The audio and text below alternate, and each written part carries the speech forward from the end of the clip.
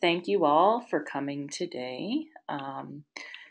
For those of you who don't know me, my name is Christie, and I'm the marketing director here at Mirabel Technologies.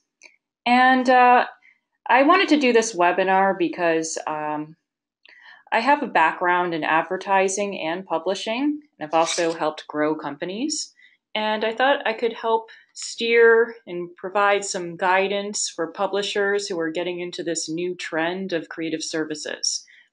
I've worked at the New York Times in their in-house marketing and creative services department, which is actually a lot like being at an agency. It's their in-house agency in essence. And I've also have about 10 years experience working on media planning and communication strategy work at some pretty big shops. I've worked at Gray Initiative. I've also worked at Horizon. And I've also worked at OMD, which is now OMG. And I worked at Publicis, and those two merged actually fairly recently. I've also worked on some pretty big brands, including Frito-Lay and Claro, which is a P&G brand, IHOP, the History Channel, David's Bridal, a lot of other ones too.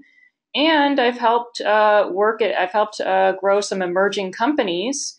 And this is important because I understand what it's like to have limited resources when you're trying to grow a new venture. And I've learned how to really stretch budgets, especially tech budgets. So I can probably help you there. And actually, my colleague and wonderful teammate Nathan is also an expert on this too. Hey everybody, my name is Nathan Sinofsky and I am the Senior Account Executive for the Marketing Manager Division over here at Mirabel Technologies.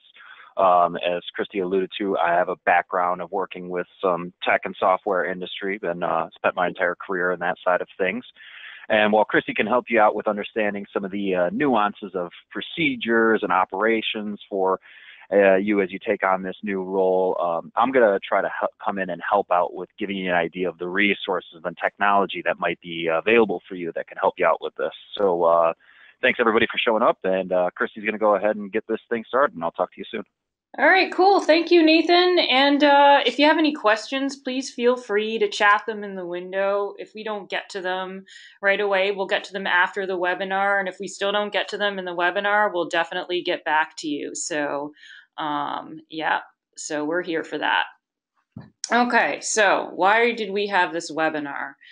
Well, we can't miss this big fat trend in publishing. It's all over the papers. Publishers and agencies are overlapping quite a bit. And I think it makes a lot of sense because publishers have a lot of writing talent in-house, graphic talent, and they understand how to engage audiences. So if you're feeling like your ad dollars are diverting to Google and Facebook, one thing you can do as a new revenue stream is build the content that they use to fuel it and, you know, be part of that cut. So it's a trend that makes sense, and I think that publishers will be very successful with it.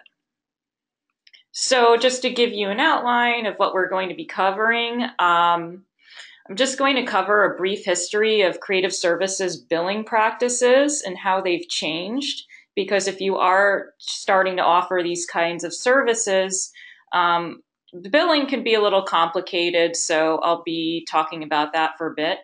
I'm also going to give you an idea of average rates for some of the big shops and smaller shops out there. I'm also going to cover why agencies use creative briefs and how they can help you, and I'll show you an example of one as well. We're also going to talk about metric goals in your brief, and then Nathan will be showing you how clients who love seeing marketing ROI, how you can do that with specific tools, and how to do this affordably. And I'll also talk to you about how to stretch your tech budget when you're doing all these new capabilities and what other resources are out there to make you an expert in this area. So when we talk about creative marketing services, what are we talking about? Well, we're basically addressing needs beyond just the ad space. You may have clients who buy print ads from you, but they don't have their creative developed on hand, or they have creative and it's not very good. Really anything that leverages the talents of your in-house writers and designers would basically fall under creative marketing services. You can sell this as a service. Really using your own sales team. It's so for example, if you were selling a client a custom advertorial, instead of them providing you what to say, you can offer and sell them the opportunity to have your staff write it, your staff design it. And the same goes for native content and a lot of other things you might be working on with a client, whether it's a web page, brochures, white papers, coupons, whatever it is.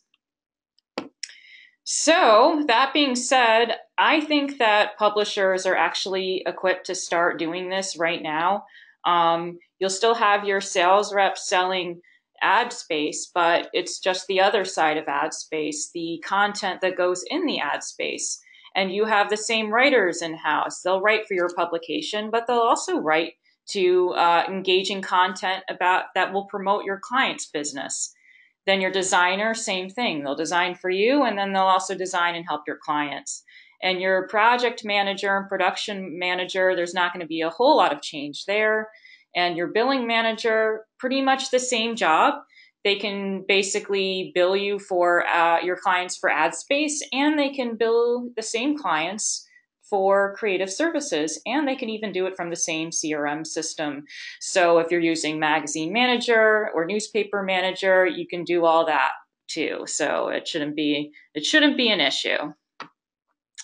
Okay, so one thing that could get tricky is that a lot of publishers have agencies as their clients, and I can see how that could possibly create a sticky relationship. But here's the thing.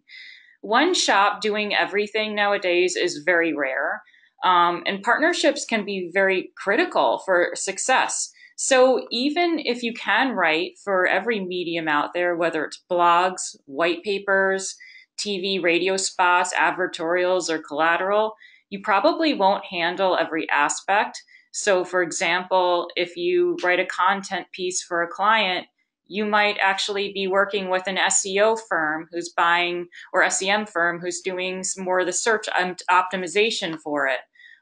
You might end up partnering with another agency on app design.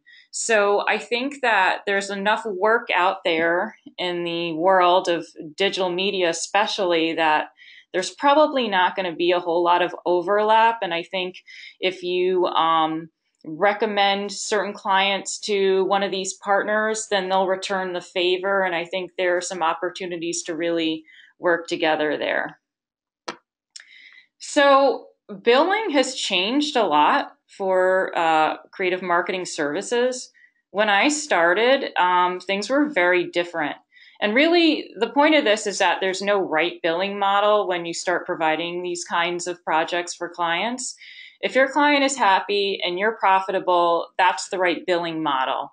But back in the day when I first started in advertising, I worked on a client where they had media planning and buying and creative all in the same house. My first job was working as an assistant media planner on Olive Garden. And I think like our percent of gross was like 3% gross for television, and that would cover staff costs. Sometimes they were only dabbling, I think, in interactive. I think it was like 11% because the cost was so low to buy it. But anyway, this doesn't really exist anymore, and here's why it made sense then. I mean, some people might do this, but the reality is that media used to be the biggest advertising and marketing expense for these clients, if they're buying national television, for example. So if you do a percent of gross, it made a lot of sense. Same with buying national print. So when the scope of work used to just be TV, radio, print, direct mail, and out of home, this was just a really common type of thing. Now that we have so many partners, you don't really see this very much. Now you have these newer disciplines out there, such as inbound content marketing and social media and app design, that are well outside of the scope. And media commissions are now usually a hybrid with retainers, flat fees, and hourly rates. So You might be getting some commission on media, but now there's all these other things that go into it. So, for example, you could do a project based on time and materials, and that's very common. But you want to just make sure that you're accurate with hourly allocations and not go above hours by 20% or whatever number you think your client would be unhappy with. And then if you end up doing a flat fee, you want to make sure that you're covered for how much time it takes. When you do time and material models, a lot of times you'll see a blended rate because what you pay a senior designer versus a junior designer, that's probably going to be different. But if everybody works on a plan, you might just have one rate that's an average, and then you can use that when you cost out a plan for a client. The other thing that people do, we talked a little bit about flat rates. There's also monthly fees. So you might have a client that pays you monthly to do a certain scope of work. And then if you go above a certain number of hours, you can charge them on top of that. Now, just again, to talk about flat rate projects, let's say you're building a website for X number of dollars. Flat rates are really great for clients that approve everything and never ask you for a revision, but sometimes it's better to do more of a time and materials for these larger projects. The other model that I've seen out there, which is newer and I haven't worked with personally, is percent revenue. And that's more common for e-commerce. So if you're in the shopping cart, I guess your agency partner might take a little slice of that, and that could work for some people. But at the end of the day, however you bill these people, a good publishing CRM will handle any of these types of scenarios. Now, hourly rates can vary quite a bit, and that's because market conditions will dictate that. Your overhead will dictate that. So obviously, to cover your rent costs in New York City and San Francisco, these shops charge an awful lot of money. Now, some positions can be outsourced, but others are harder to find overseas. Maybe you can find a developer who's pretty cheap overseas, but when it comes to copywriters, you're probably better off using your own writers to do some of these projects. Now, theoretically, if you were to try and get some of these types of creative assignments, you might want to charge a little less than what big agencies charge. But at the end of the day, what really matters is if you're good. Because as you can tell from this chart, clients will pay high rates if you're good. And, I think that's more important. So yes, you want to be affordable, but good is more important. Okay, so here is an estimate that I did, real project, for a website redesign. And this is just kind of showing one way you can cost out an assignment for somebody. Now you'll see things like billable hours or non-billable hours because when you work with a client at the beginning, gathering the site requirements, maybe you don't have the project yet. So you want to show them how much work you put into it to some extent, but not necessarily put that in the estimate. But then you can pad your hours in other areas on here. And this will just give a client an idea of what kind of work goes on when you do a big project, because sometimes in their head, this is really easy to do. And then you can show them what exactly goes into an assignment, and then they'll, be a little bit more amenable to paying the bill. So hopefully that is somewhat helpful. Okay, agency retainers. I had to include this tweet from Adweek because I follow them. I think they're quite funny. ADWEAK, not the regular Adweek. Because let's be honest, agency retainers, especially for big shops, can be huge. And usually a retainer doesn't come from doing absolutely nothing for somebody. A retainer could be, for example, this is somebody's retainer that I just used as an example, 4 email templates a month includes design and landing pages, also 2 blogs a week, some daily social media posts, but I'm not sure how many social media networks they were doing, and then monthly reporting. So for smaller shops, you're going to be looking at a smaller figure in there. And again, it really depends. So one thing that I've done a lot of is write briefs and work with briefs. There are creative briefs, there are media briefs, there are marketing briefs, there's lots of different kinds of briefs, but they basically have the same purpose. They're designed to save headaches and, also your profit margin. Because especially if you're doing a flat rate, you want to make sure that everyone's on board with what you're doing. So a brief will define your core objectives, your strategies, your goals, your metrics, and it also minimizes revisions and bad ideas. I'm sorry, but there are bad ideas out there, okay? Good people have bad ideas meaning off strategy, not worth it, not really accomplishing what you want. And a brief will kind of, in a very kind and polite way, say, no, we actually shouldn't do that. It's not really outlined in the brief. They're called briefs because they're 1 to 2 pages, but they also could include attachments such as a Gantt chart, wireframes, maybe strengths, weaknesses, opportunities, then threats type of competitive map and analysis. They might also have a content matrix if you're doing a website. And essentially anyone can fill it out, but at the end of the day, you just want to make sure that everyone agrees with it. So here's an example of a brief that I did just for today, just to kind of help you picture it. I picked Joe Schmo Donuts, opening a shop in any town, USA. So what they do is they tell you your business challenge up front. They'll give you an idea of the category landscape. So for this one, we're talking about Joe Schmo uses low-fat ingredients, and that these donuts are a little pricier than some of the other chain restaurants selling donuts out there, but Joe Schmo treats don't come with guilt. And so here you cover a lot of your marketing basics, competitive insights, what your position is, and then you'll usually have a business objective. In this case, we wanted to generate, I didn't know how much to put in for revenue because I didn't know what donut shops expect on a daily basis. But if your client gives you that, it's kind of nice to put it in here.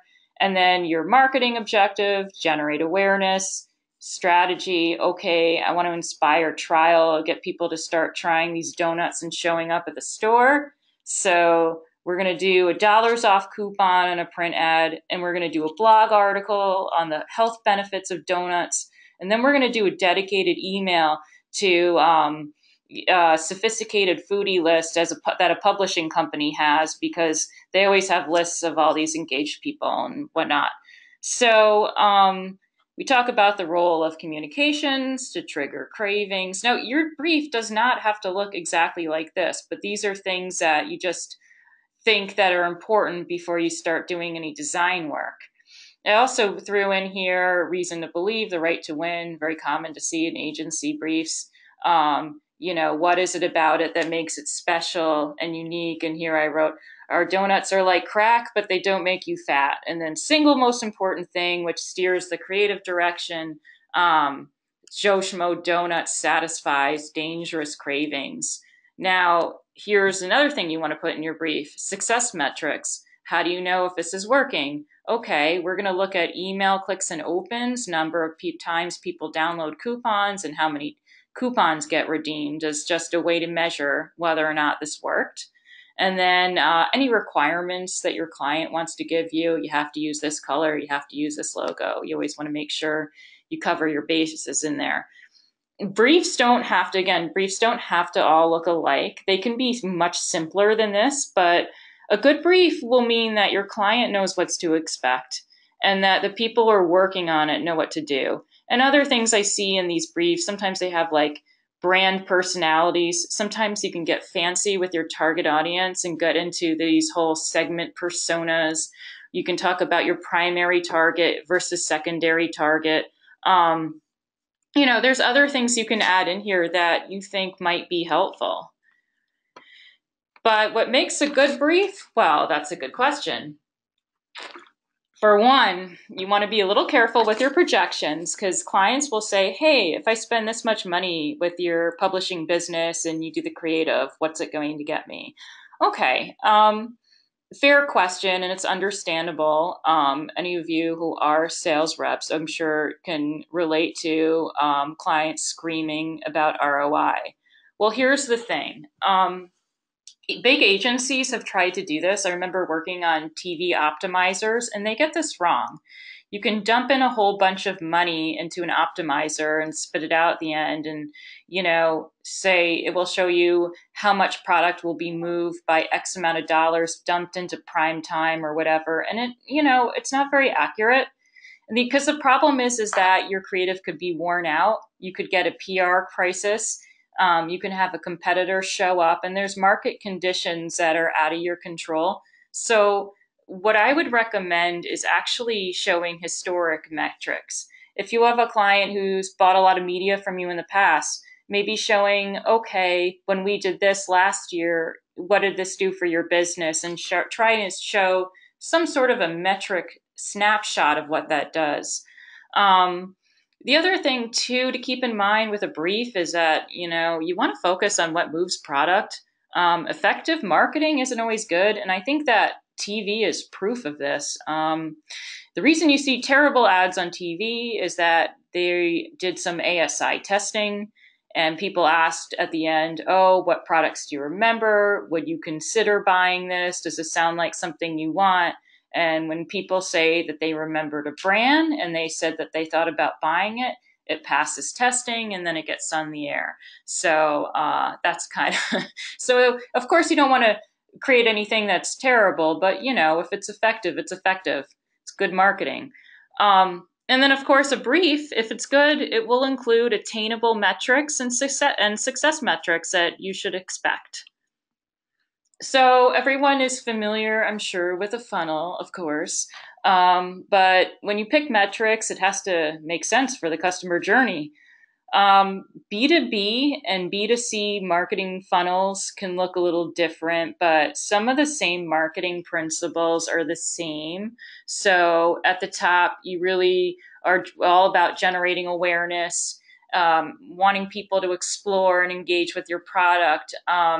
That's where a lot of your web traffic gets built. It's where your followings on social media happens. And then as you move down it, maybe people will start downloading white papers or attending webinars, or maybe they'll sign up for your email lists of some sort. So those are more in the middle, and then your action-oriented purchases are at the end. Well, here's the truth about these kinds of funnels and metrics. Every client's going to be like, let's say you have a real estate client. It said, okay, I want X number of new clients selling their house from this campaign you're doing. Well, that's great, and it's an understandable goal. But the thing is, if you have about 5 people who've ever been on your website and have 0 social media followers, maybe the metric goals you want to come up with will be building that traffic, building an email subscription list, and building, a little bit more awareness in different channels as opposed to only focusing on the final conversion. So, and that's just something that I've encountered with clients before where they want to focus solely on the end. And I think you might encounter that too. So, analytics are very important. And my colleague Nathan actually can talk to you about how you can manage them. So, I'm going to say over to you, Nathan. All right, thanks, Christy. Yeah, so that was a really informative set of information from Christy to help us with some of the procedures that you're going to go through when you're making the shift over. And, a lot of the things she touched on I think are very important, and especially the setting expectations and also delivering some metrics that are actually going to be measurable for the client. So you want to set the expectations for the client, and then you want to back up to show that they actually got their money's worth. So how do we do this? Of course, we're going to use analytics. So there are a lot of resources out there. You can use your Google Analytics, which is the most basic. Everybody should be using that. You can use some information from web campaigns or from email engagement campaigns, the Facebook or any type of social media engagement that comes after that. But the thing about it is you're probably going to produce some campaigns that go across different platforms. You're going to see them across different channels. And taking all this different information in so many different places and putting it together into one package that's easily presentable and also easily digestible so you can see where you're succeeding and where you're not, that doesn't come easy, and it doesn't come cheap most of the time. Usually, if you're going to do a package of a tech software that's going to be able to give you that kind of centralized reporting, you're looking at least $1,000 a month. For most of the bigger names, you're looking at, even for a smaller company, probably about $30,000 a year. So it's not a insignificant investment. However, there are other options. Okay, so there are options to use a software stack using several different technologies to bring the reporting into one easily digestible format that you can present to your clients in a much more cost-effective manner. So the number of options are pretty much endless. For our case, for what we do when we're using this type of information to provide to clients or to look at our own results, we use the central reporting tool that we use is our own technology, the Marketing Manager. And we integrate off of a few different resources. Some of the ones that we've found that are some of the more affordable and sometimes free options, such as Unbounce for creating landing pages, MailChimp for doing your email campaigns. MailChimp starts off free, and if you start scaling it up, it then becomes a paid thing, but you have an option to try it out for free and do it on a limited scope. And if you like what you see, then you can move it up to getting a paid version that allows you to have more options in a larger database. On top of that, of course, GoToWebinar, that's what we're using right now. And then Zapier is it's kind of the skeleton key of tools that's going to allow you to kind of plug into all the different tools out there, so you can make some changes as the market changes and go with some of the futuristic things like chatbots and predictive analytics and things like that. When looking at your tools, there are some things you would really do want to consider. You want something that's going to be flexible so that you can separate out each individual client's metrics, and you can also give them an access point if they so desire. Some clients want to be hands-on. Some of them want to actually see every single report and know what is happening, where's the engagement, what kind of ROI are we seeing off this, what kind of increase are we seeing, where's your proof of your actual activities. Others are kind of hands-off and they want to see, okay, show me where we're at when this is all over with. So you want that flexibility. You're going to want to definitely find something that can do both. They might want to run their own email marketing accounts or their own social media accounts, and might just want you to produce some of the aesthetics or some of the actual copy for it, or they might want to just hand it off completely to you. And when it comes to actually getting these leads, do they want something that's in real time delivering directly to them that they can go in and look at, or do they want it to be handed off and something that just you give them a report on a weekly or daily basis? It's really up to what you want to deliver to them, and really what the client wants, of course, as well. Now, you can always resell some of those tools that you work with and some of the reports, mark them up a little bit and offer them to other people. And you also have the option to have something that integrates with your own systems as well. Now, the great thing about what we can offer, or what you can get from some of the other tools that are out there, is it kind of takes a lot of the guesswork out of calculating the ROI from a marketing campaign. In the past, people would go ahead and they would do a particular campaign, and then they would see, okay, is there a spike after this, or what's the result in leads coming in and conversions and actual sales, and then let's reverse engineer it and assign it back to this particular campaign and say, hey, we spent X amount on this and we got this back, so here's our ROI. Kind of an exact science and kind of an extrapolation.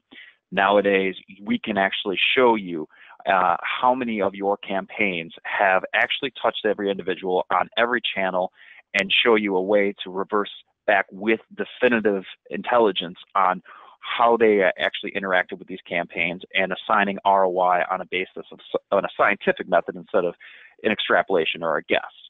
So the other thing about this is it gives you the ability to do some A/B testing so you can make better decisions. So you can try out a campaign on a limited scale for a little while and see exactly what's happening, and then try another campaign and then choose the one that works the best to scale it up. And you can do that with definitive information if you have the proper tool set, as opposed to kind of guessing and getting into that kind of nebulous situation where you decide, maybe it went with this, but maybe it just happened because of something else. Or if you have multiple campaigns, not knowing how to assign. You can actually use tools now to specifically identify each one. And this is a new world that we're all going to be entering here, and it's definitely going to be big for publishers, but it's going to be big for everybody, because as we all know nowadays, people go out and they use the internet as almost the exclusive way of finding information. So SEO is going to be important. Digital marketing is going to be ever more and more important. And there is a ton of content out there. There's a ton of people giving you advice. Some of it's free, some of it's affordable, some of it's not so affordable. But here we have a list of some of our free and affordable resources for not only tools, but also for information. Almost every site you go to will give you some information on exactly what you can do to maximize your digital marketing or increase your SEO presence, and just try to do the best you can with your digital presence to maximize your return for yourself and for your clients, of course. All right, cool. Yeah, I'll see. Yeah, we should see also if we have any questions, by the way. Not too many yet, but yeah, okay. Yeah. Okay. So to kind of summarize everything and bring it all back together, we have these points coming across, so there's no standard billing model, but, that's kind of the name of the game, right? It depends on the work you do and the work with your client. And it extends more to billing because, as we mentioned, everything's customized.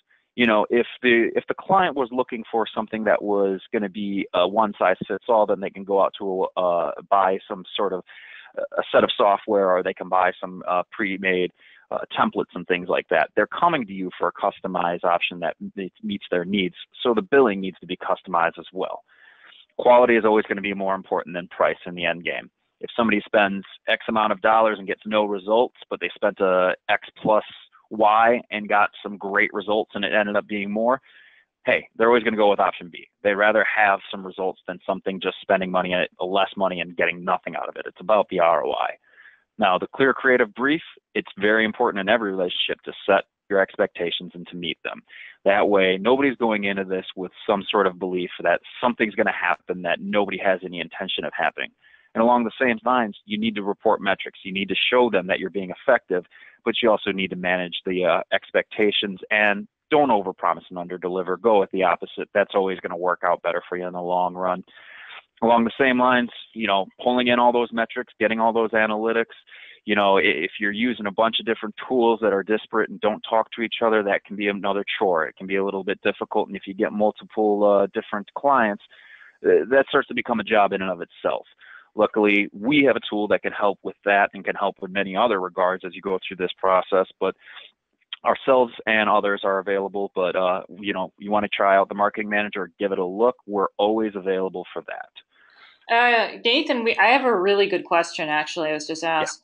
Yeah. So they were saying that they noticed that we're focusing a lot on digital marketing, which is huge. Mm-hmm. However, print media is also still very heavy and still very huge. How do you recommend ROI reports for clients using this medium? Which is a great question because it's a difficult one. What I would recommend for something like that,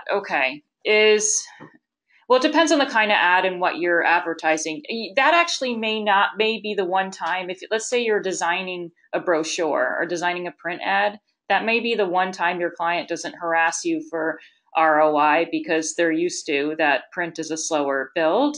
But if it's some sort of a direct call to action in there, like a phone number or a website, you might have to do a specialized web page. You can calculate how many people go to a specific web page, or how many people, or if you use a unique email address as contact in there, you can always do that as something that you can measure. But yes, print media is still very, very tricky to prove. And hopefully if you have a smart client who understands the value of print, it won't be a huge, huge issue. So, but it's a fair question. Yeah, I think Christie perfectly nailed it. There are ways you can integrate that. So use a print format to drive people to a unique digital presence so that you can track ROI off that and provide some analytics that way. But print's not, let's not pretend like print is going away. I mean, the print has been around for quite a while, and I think it'll persist to be around for quite a while because people like tangible forms, and also, anything that's not non-digital media is still going to be here as well. So while there's always going to be a little bit of an art and a little bit of a science with assigning ROI and analytics as we go forward, we want to be able to give you as much science as we possibly can. So I think Christie nailed some of the good points, and I just want to make sure we reinforce it with that. Okay, we have also another question. Okay. Newspapers deal with very small businesses. Is there a way to measure customer size and amount of dollars they ought to be able to spend? Oh, that's such a good question. Wow. You know, I guess what I would do, and it depends on the market that you're in. I would say on the page where we had some of the lower agency rates, a $50 an hour type of thing. For a small business, I would say creating fewer assets. And if you create assets for them to try and use them, if it's a classic type of an ad that has a lot of legs, that should be good. For small, I don't know what the right number is though for a number of dollars that they ought to spend. I think that for me, I think that will become a time and material thing. So if they're already buying ad space with you guys and then they need to get creative on top of that, maybe just billing them time and materials an hourly rate, however long it takes to get the ad done, and that might be one way to approach it. Yeah, I would agree. I think that it's very important that, it has to work for everybody involved when you're doing this because, as Christy kind of touched on, that this is a partnership and that, it is customized. Everything needs to be customized. So you need to find a model that works not only for you, but also for your clients. And if you have clients with a limited budget, then, maybe you spend a little less time on them or you provide a little fewer resources. It's just the reality of the situation. The good thing is that a lot of these digital resources that you can offer with somebody as far as the analytics side that we were speaking about, it's not really dependent on traffic a lot of the times. So, and even if it is, it's very incremental increase. So that doesn't add much of an extra cost when you take on more projects like that. Mm-hmm. So definitely factor in your time. And I think that would definitely be when you're dealing with small budget clients, time is the thing that you need to make be most cognizant of. Yep. I also have another really good question. Any thoughts on how we should bill a client for creative when it comes to an ad? Not talking graphic design. I'm speaking about the true agency level creative to give them, give them a chance to actually win in the market versus what the client would tell us to put in an ad, which rarely works. Yes, I know.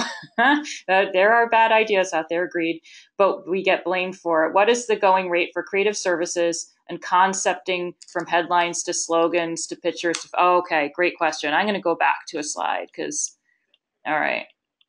People who are good at this stuff get paid a lot of money.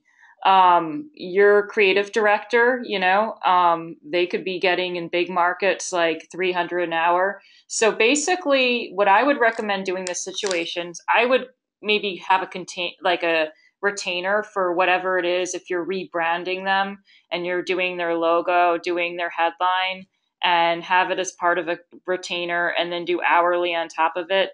And maybe it involves doing some ideation sections where you do competitive mapping. I remember at OMD, we had something called Checkmate where we used to go through these drills of really doing a deep dive into what resonates with these target customers. I think we did some focus groups. But yeah, I think what you're talking about here, though, is when you're starting to go into that real true agency level work, I think that's going to end up being more of a retainer plus hourly because people like that who are really good at those things, they're not cheap. So, so I hope that helped answer that question a little bit. All right, so see if we have any other questions. Somebody asked me also if I can share a template of the brief. Yes, I can definitely do that.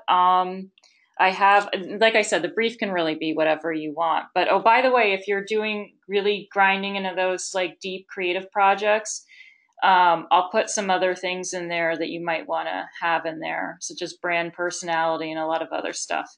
So we'll be following up with an email maybe tomorrow or early next week, just with the exported video so you can refer back to it. I'll include a creative brief for you to work with, and feel free to change for whatever purposes. And Nathan, of course, is obviously here for any questions. So I think are good, unless anyone has other questions. I figured, your time is precious. So I don't want to keep you all on too long. But thank you all so much for attending today. And again, if you have any questions, feel free to reach out to us. Oh, Nathan, I should probably put your information on the screen.